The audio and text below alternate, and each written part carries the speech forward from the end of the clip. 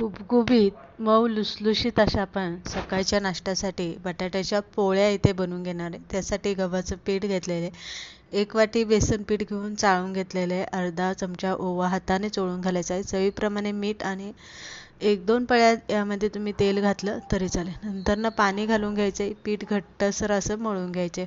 जास्तही घट्ट मळायचं नाही, पण नेहमीच्या चपातीला मळतो त्यापेक्षा थोडंसं घट्ट मळून पीठ झाकून साईडला ठेवायचे. बटाटे इथे मी उकडून घेतले, ते पूर्ण गार झाले की मग भाजी बनवायला घ्यायची. कांदा लसूण मसाला घेतला, तिखट, खडा मसाला, हळद, हिंग, धने पावडर, आमचूर पावडर आणि चवीप्रमाणे मीठ आपल्याला यामध्ये घालायचं आहे. एवढे मसाले आपल्याला इथे लागणार आहे. मॅचरच्या साहाय्याने एकदम आपण जसं पुरण बारीक करतो त्याच पद्धतीने आपल्याला इथे बटाट्याची भाजी सुद्धा एकदम बारीक करायची.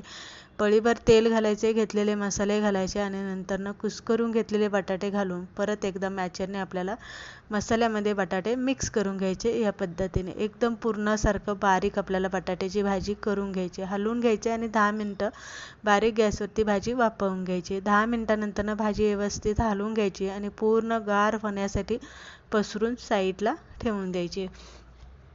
पूर्ण गार झाल्याच्या नंतरनं मग आपल्याला पराठे इथे बनवायला घ्यायचे. पीठ परत एकदा तेलाचा हात लावून घ्यायचा आहे, मळून घ्यायचं आहे आणि जशी पुरणपोळीचा उंडा बनवून घेतो अगदी त्याच पद्धतीने आपल्याला इथे उंडा करायचा. आता इथे तुम्हाला बटाट्याचं सारण किती भरायचं आहे तुम्ही तुमच्या अंदाजानुसार भरू शकता.